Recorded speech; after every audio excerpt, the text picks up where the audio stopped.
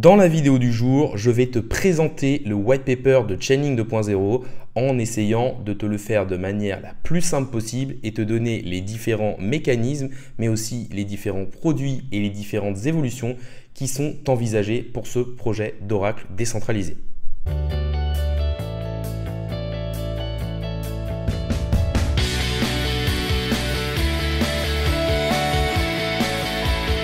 Salut à tous, c'est Inspecteur Crypto, bienvenue dans la vidéo du jour qui va parler de Chainlink 2.0 ou plus précisément de son nouveau white paper.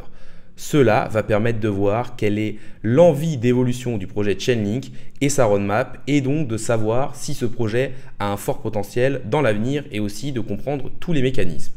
N'hésitez pas à liker la vidéo, à commenter pour me dire quel projet vous aimeriez que j'analyse. N'hésitez pas non plus à vous abonner, ça récompense le travail que je fais au jour le jour et ça permet de faire grossir la communauté. On va tout de suite passer sur le sujet de la vidéo du jour, à savoir l'analyse du white paper de Chainlink 2.0. On va donc passer sur la présentation du white paper de Chainlink 2.0, à savoir les prochaines étapes d'évolution des réseaux d'Oracle décentralisés. Cela a été un travail compliqué et long car le white paper de Chainlink 2.0 fait quand même 136 pages. Chainlink est le leader au niveau des oracles décentralisés. Un oracle est un projet qui permet d'apporter des données extérieures à la blockchain dans la blockchain, comme par exemple le prix du Bitcoin ou la météo qu'il fait à tel ou tel endroit. Cette technologie est indispensable à l'écosystème des crypto-monnaies car elle permet l'exécution de contrats intelligents et de faire de la finance décentralisée. Par exemple, si un agriculteur veut se protéger contre le mauvais temps via un contrat intelligent, il faudra qu'un oracle aille chercher les données météo afin d'exécuter ou non le contrat intelligent et le paiement de la prime d'assurance pour, par exemple, un manque de soleil ou un manque de pluie. Dans les années à venir, il devrait y avoir une croissance exponentielle des oracles avec l'adoption de la technologie blockchain. Les réseaux d'oracles décentralisés Chainlink sont maintenus par un comité de nœuds Chainlink avec le même fonctionnement qu'une blockchain basée sur le consensus. Les équipes de Chainlink veulent se focuser sur 7 points principaux, à savoir les contrats intelligents hybrides qui permettent d'augmenter les usages et la capacité des contrats actuels, l'élimination de la complexité pour les développeurs et les utilisateurs pour accélérer et simplifier l'adoption massive de l'écosystème des crypto-monnaies, la scalabilité afin de pouvoir fournir des données sécurisées et justes et de s'adapter à la haute performance de certains projets décentralisés, la confidentialité de certaines données sensibles afin de permettre l'adoption des entreprises, l'équité et l'impartialité dans l'ordre des transactions pour les utilisateurs finaux, la confiance car c'est la base de toute économie et de tout écosystème, et enfin la sécurité basée sur les incitations économiques pour éviter la corruption des données. Pour bien fonctionner, les oracles doivent être bidirectionnels et compatibles avec les systèmes on-chain et les systèmes off-chain. Ils veulent évoluer vers une infrastructure qui pose le cadre général en fournissant des ressources calculables aux contrats intelligents pour des fonctionnalités avancées. Un réseau décentralisé d'Oracle a pour but d'améliorer et d'étendre les capacités des contrats intelligents sur une blockchain cible à travers des fonctions qui ne sont pas disponibles de base. Ils fournissent 3 ressources, à savoir le réseautage, le stockage et le calcul. Et tout cela avec des données intègres et une grande confidentialité. Ils ont 2 principaux types de fonctionnalités, les exécutables et les adaptables. Les exécutables fonctionnent continuellement et permettent une forte performance et d'exécuter des calculs confidentiels. Ils travaillent de pair avec des adaptables qui relient le réseau d'Oracle aux ressources externes. Les exécutables peuvent appeler les adaptables pour accéder à des données off-chain et les retranscrire sur la blockchain cible. Les contrats intelligents hybrides sont composés d'une partie on-chain sécurisée et d'une partie off-chain qui offre une multitude de services. La complexité de l'oracle n'est pas directement visible pour les développeurs et peut être facilement adaptée aux différentes applications et blockchains. L'ambition de Chainlink est de développer un MetaLayer dans lequel les développeurs pourraient spécifier les fonctionnalités voulues afin d'initier l'application décentralisée. Cela nécessite un compilateur moderne et un kit de logiciels de développement qui supportent des programmes généralistes et le permettent d'utiliser leur plein potentiel. Cela amènera à des métacontrats qui sont des applications codées sur un MetaLayer décentralisé et impliquent des logiques on-chain, du calcul off-chain et la connectivité aux différentes blockchains et services off-chain existants. Cette vision à long terme de Chainlink devrait aider à réduire la complexité. Les oracles doivent s'adapter aux nouvelles technologies très scalables telles que les Layer 2 ou les blockchains nouvelle génération qui nécessitent une forte vitesse d'exécution et des coûts faibles. Pour cela, la plupart des transactions sont effectuées off-chain pour bénéficier de la vitesse d'exécution du Web 2. La technologie blockchain apporte énormément de transparence au niveau des transactions et des contrats intelligents, ce qui permet un audit facile mais peut gêner pour le traitement de certaines données sensibles. Le cadre d'exécution des transactions supporte plusieurs systèmes de Layer 2 qui utilisent le Zero Knowledge Proof qui permet de préserver la confidentialité des données. Le Zero Knowledge Proof consiste à donner une preuve de bloc honnête sans donner le détail de toutes les transactions du bloc. Ils utilisent aussi un calcul multipartie et un environnement d'exécution sécurisé. Les oracles peuvent donc fournir des données sans avoir la visibilité sur ces dernières, tout en garantissant leur viabilité via des adaptateurs préservant la confidentialité. Ils visent à supprimer la priorisation de certaines transactions, que ce soit via les mineurs et les validateurs, ou alors via l'augmentation des frais de gaz, afin d'avoir une meilleure équité et d'éviter les manipulations. Comme par exemple le fait qu'un mineur priorise sa transaction afin de profiter de l'augmentation du prix car il connaît les futurs ordres d'achat. Pour cela, ils vont mettre en place un système appelé le Fair Sequences Service, qui permettra en partie de réduire les frais et d'ordonner les transactions par ordre d'arrivée. La base de cet écosystème repose sur la confiance des développeurs et des utilisateurs qui passent par la décentralisation, des outils cryptographiques et des garanties crypto-économiques telles que les incitations pour les validateurs. C'est en effet très important pour un fournisseur de données qu'elle soit sécurisée et fiable. Plusieurs mécanismes sont mis en place. Il y a l'authentification de la source de données via une signature digitale du fournisseur de données, des rapports réguliers sur les comportements malhonnêtes, des gardes du corps qui détectent les anomalies et bloquent le contrat intelligent concerné, une gouvernance décentralisée et l'utilisation d'une authentification des entités de manière décentralisée via des clés privées. Concernant les incitations économiques, le staking du jeton Link, les récompenses aux validateurs et l'utilisation du slashing a une meilleure efficience et sécurisation du réseau. Le staking sur Chainlink a un but différent des autres projets. Il assure une rapidité de fourniture de données. Aujourd'hui, Chainlink n'est pas monolithique, c'est-à-dire que ce n'est pas encore un tout cohérent. C'est plus un cadre permissionné dans lequel il est possible de faire fonctionner des réseaux distincts et indépendants d'Oracle qui sont hétérogènes et offrent différents services. L'objectif est que chacun se spécialise là où il est le meilleur. La structure de données est maintenue par les nœuds des oracles avec une couche d'interface API au-dessus. Avec Chainlink, les utilisateurs peuvent sélectionner le nœud de validation en fonction de l'historique de performance. Les exécutables sont reliés à des contrats intelligents et des initiateurs qui activent ce dernier contrat. Ils peuvent initier des calculs confidentiels et supportent les contrats intelligents.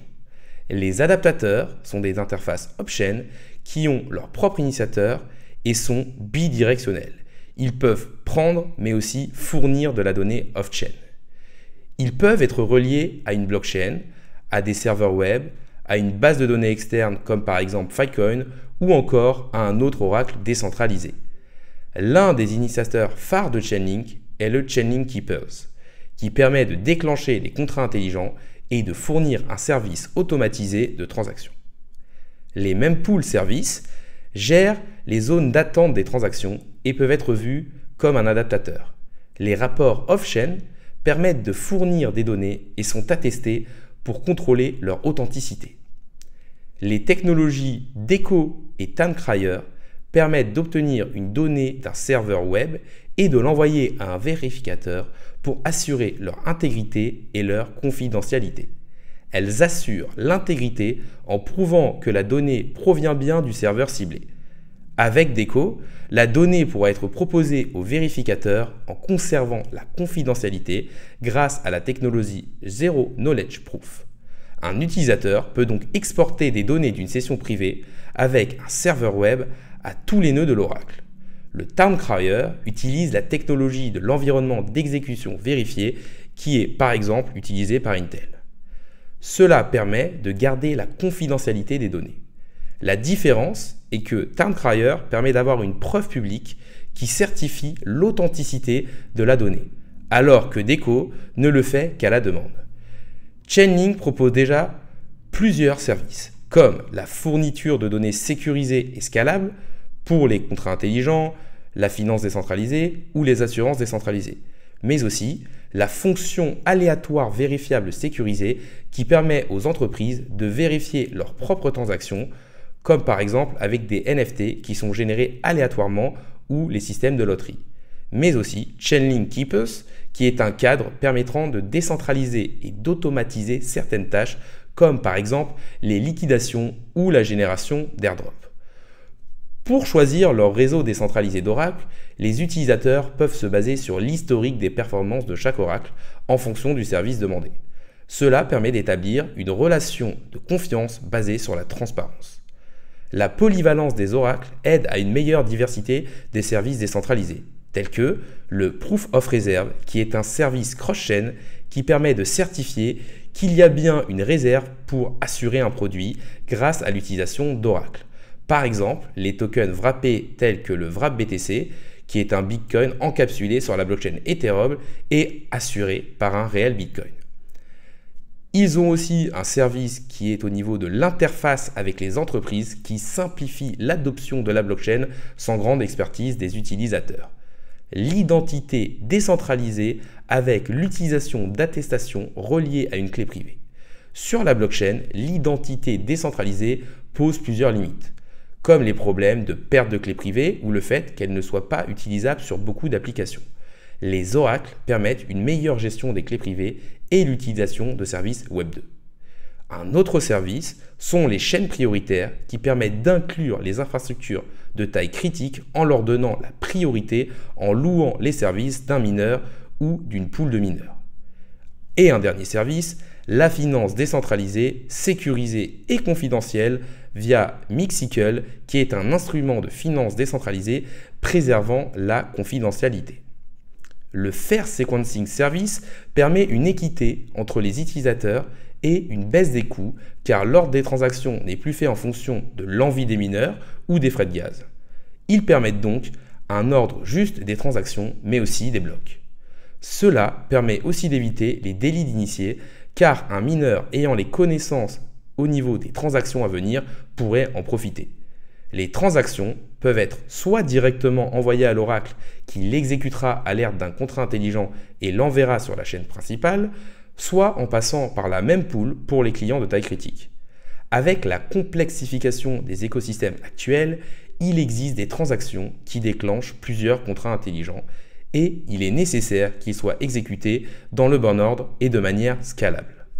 Afin de proposer des mises à jour très fréquentes pour la finance décentralisée, par exemple, le cadre d'exécution des transactions, ou TEF en anglais, fonctionnera comme une deuxième couche afin d'augmenter la scalabilité et d'assurer une grande équité en étant combiné au Fair Sequencing Service. Son fonctionnement est basé sur la coexistence d'un contrat hybride performant ancré dans la chaîne principale et d'un exécutable TEF.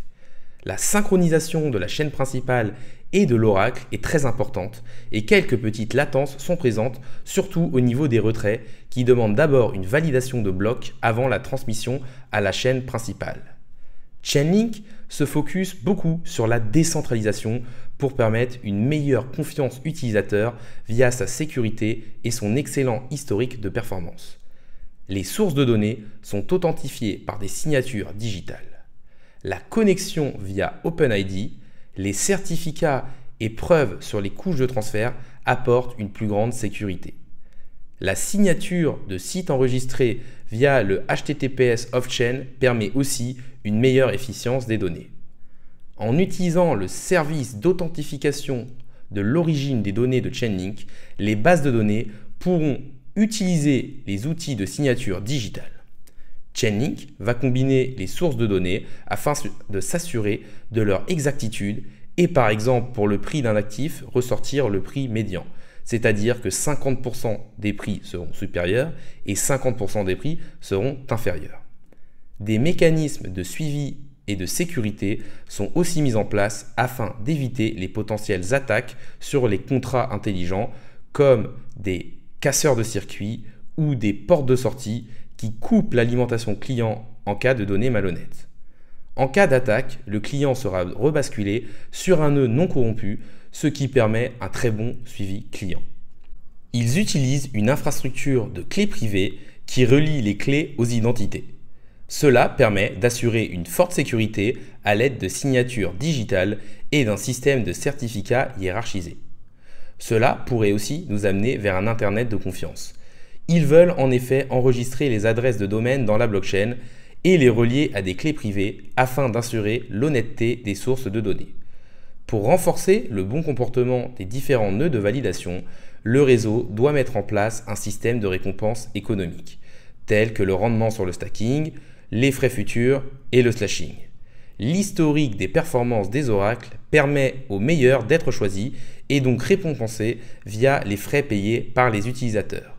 Cela pousse le réseau à être extrêmement sécurisé car les bons comportements amèneront à une bonne réputation de Chainlink et attireront donc encore plus de clients et donc plus de revenus. Ces deux types de récompenses sont complémentaires. En effet, un nouvel oracle pourra mettre un gros montant en staking pour montrer sa bonne foi et un ancien, avec un très bon historique de performance, pourra demander des frais plus élevés. Les oracles remontant les possibles problèmes sont aussi fortement rétribués car ils participent à la sécurisation du réseau. Le modèle de staking de Chainlink permet une sécurité accrue avec des mécanismes de remontée des données corrompues. Dans le cas où la majorité des données sont corrompues, un donneur d'alerte va remonter l'information à une liste de tiers qui vont pouvoir vérifier la véracité de l'alerte. Si elle s'avère réelle, cette seconde liste va pouvoir émettre la bonne information et les validateurs corrompus seront réprimandés par un slashing qui récompensera le donneur d'alerte. Cela rend les attaques économiquement non viables et renforce l'efficience du réseau d'oracles. Chainlink est donc un ensemble d'oracles efficients et sécurisés indispensable au bon fonctionnement de la blockchain, de la finance décentralisée et des smart contracts. La mise en place d'un staking linéaire couplé avec la transparence des performances passées des nœuds permet d'accroître la sécurité du réseau avec des incitations économiques au bon comportement. Il vise aussi une adaptation facilitée pour les Layer 2 qui devrait être l'une des thématiques du prochain bullrun avec la scalabilité d'Ethereum. Sa gamme de services tels que le marché de données, la génération de nombres aléatoires, l'automatisation de contrats intelligents, la preuve de réserve ou encore la communication cross-chain, couplée avec une roadmap très complète, en font un projet à fort potentiel. On arrive sur la fin de la vidéo, donc n'hésitez pas à liker la vidéo, n'hésitez pas non plus à commenter pour me dire ce que vous pensez de mon travail et récompenser ce travail de recherche qui a été fait. N'hésitez pas non plus à vous abonner, ça me permettra de faire grossir la communauté. La vidéo du jour est maintenant finie, salut à tous et à la prochaine.